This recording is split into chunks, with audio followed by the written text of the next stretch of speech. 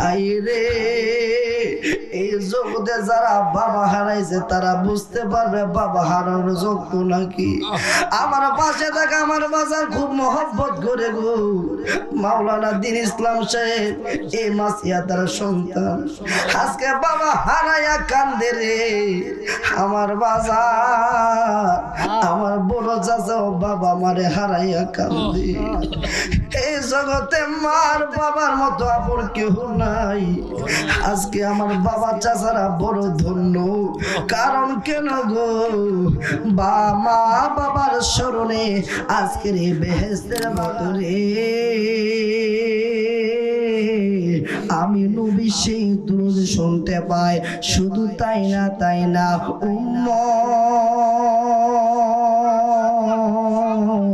আমি নবীর উপরে যদি তুমি খালেস ভাবে যদি দুরূদ পড়ো, আমি নবী তোমার পিতার নাম জানি, তোমার নাম মাতার নাম জানি, তোমার বংশের নাম জানি। এমনকি শুধু তাই না রে, যদি তুমি ইমানদার হয়ে যদি মারা যাও গো, আমি নবী তোমার কবরে হাজির হয়ে যায়। সেই জন্য বলবো বাবা জিরা গো, দুরূদ পড়লে লস নাই, লাভ আছে। আবার নবীর উপরে দুরূদ পড়লে বড়ই লাভ রে বন্ধু। সেই জন্য নজরুল ইসলাম ভৈরবী সাহেব সুন্দরভাবে ওনার ভাষায় বলে, দুরূদ পড়ো রে নবীর প্রেমেতে মজিয়া, দুরূদ পড়লে নবী খুশি, হাদিসে ঘোষণা নবীর প্রেমেতে মজিয়া। দুরূদ পড়লে নবী খুশি, হাদিসে ঘোষণা নবীর প্রেমেতে মজিয়া। উবাদ ইবনে কাব বলে, ওগো দয়াল নবী, 4 ভাগের 1 ভাগ সময় আপনার দুরূদ পড়ি। সুবহানাল্লাহ বলুন না। উবাদ ইবনে কাব বলে, ওগো দয়াল নবী, 4 ভাগের 1 ভাগ সময় আপনার দুরূদ পড়ি। নবী বলে সাহাবীরে,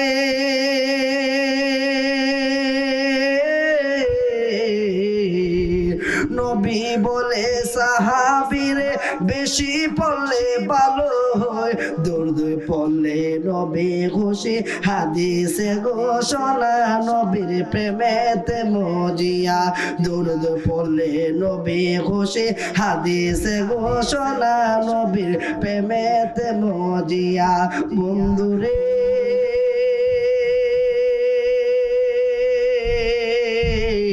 ও আমার মাসিহাতারা মানুষ, আজকে এই সুন্নি মহাসম্মেলন আমার দাদা মরহুম আবুল ফায়েজ মুন্সি যে মাহফিলটি প্রতিষ্ঠাতা কইরা দিয়া গেছে, আজকে অন্ধকার কবরে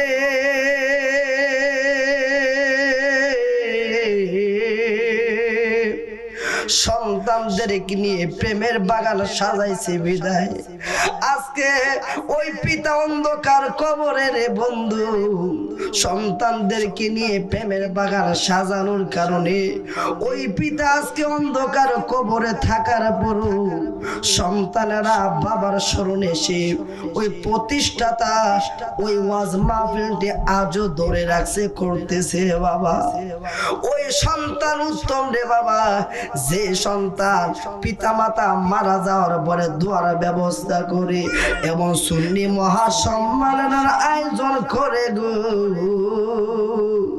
ও আমার সুন্নি মুসলমান, ও আমার তরিকা পন্থী বাবাজিরা রে, আমার দাদা মরহুম আবুল ফায়েজ মুন্সি আজকে অন্ধকার কবরে সন্তানের আজকের বেহেশতের বাগান সাজাইছে। জানি না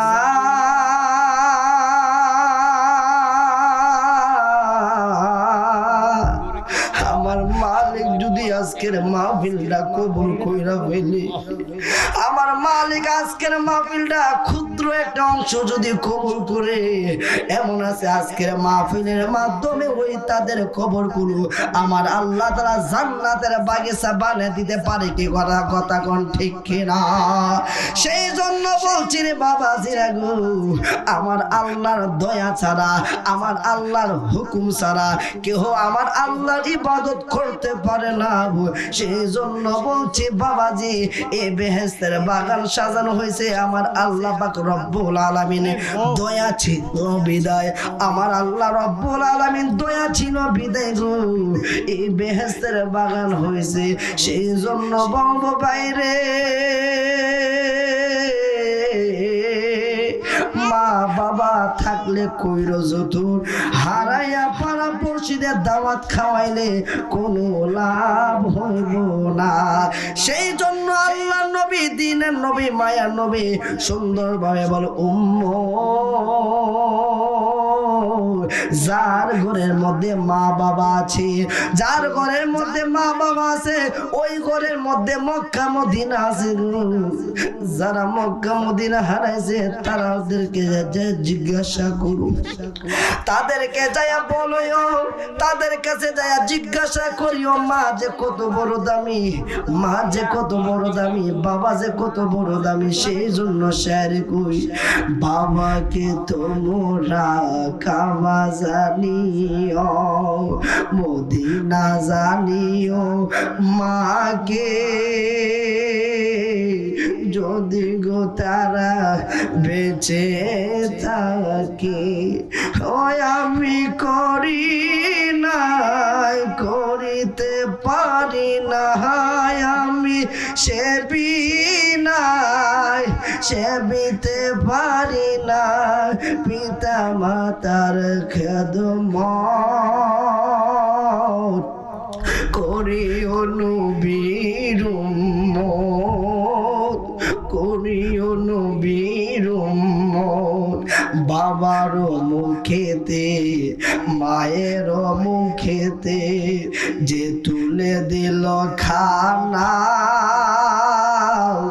তাদের খুশি রাবানা। ওই আমি সেবি নাই, সেবিতে পারি না, আমি করি নাই, করিতে পারি না পিতা মাতার খেদমত, করিও নবীর উম্মত। হায়রে এই জগতে যারা বাবা হারাইছে তারা বুঝতে পারবে বাবা হারানোর যোগ্য নাকি। আমার পাশে থাকা আমার বাজার খুব মহব্বত করে গো মাওলানা দ্বীন ইসলাম সাহেব, এই মাসিয়া তার সন্তান আজকে বাবা হারাইয়া কান্দে রে। আমার বাজার, আমার বড় চাচা বাবা মারে হারাইয়া কান্দে। এই জগতে মার বাবার মতো আপন কেউ নাই। আজকে আমার বাবা চাচারা বড় ধন্য, কারণ কেন গো মা বাবার স্মরণে আজকের এই বেহেশতের বাগান। সেই জন্য বলবো বাবারা ডানে বামে থাকবেন না, রাস্তাঘাটে না থাকে গো বেহেশতের বাগানে প্রবেশ করুন, ওই নবীর উপরে দুরূদ পড়ুন, মহব্বতে প্রাঞ্জল ভাষায় আমার সাথে সাথে সবাই বলুন আল্লাহুম্মা সাল্লি আলা সাইয়্যিদিনা মাওলানা মুহাম্মদ ওয়া আলা আলি সাইয়্যিদিনা মাওলানা লা ইলাহা ইল্লাল্লাহ, লা ইলাহা ভালো লাগে, লা ইলাহা লা ইলাহা। আমরার মনের বেদনা আহা বুঝাইলে কেউ বুঝে না, বলো আমরার মনের বেদনা আহা বুঝাইলে কেউ বুঝে না। আরে শুনাইলে কেউ শুনে না, বলো শুনাইলে কেউ শুনে না। আরে শুনেন শাহে মাদিনা, লা ইলাহা ইল্লাল্লাহ, ও লা ইলাহা ইল্লাল্লাহ। আল্লাহ সারা মাবুদ নাই, আমার নবী সারা উপায় নাই, বলো আল্লাহ সারা মাবুদ নাই, আমার নবী সারা উপায় নাই।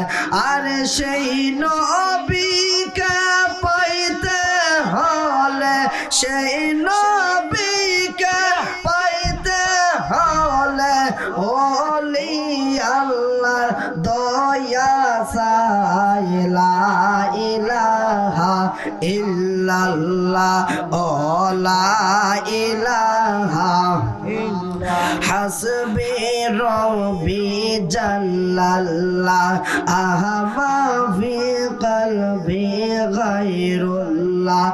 আরে নূর মুহাম্মদ সাল্লাল্লাহ, বলু নূর মুহাম্মদ সাল্লাল্লাহ, লা ইলাহা ইল্লাল্লাহ, লা ইলাহা ইল্লাল্লাহ, লা ইলাহা ইল্লাল্লাহ, ও লা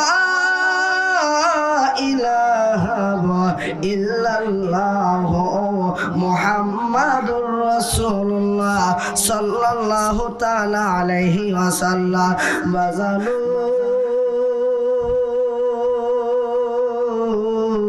এই জিকির করার মাধ্যমে কি হইবা জানোনে? জিকির করার মাধ্যমে প্রতিটা মানুষের বাম দুধের 2 আঙ্গুলের নিচে একটি মাংসের টুকরা আছে, ওই মাংসের টুকরাকে বলা হয় লতিফায়ে কলব।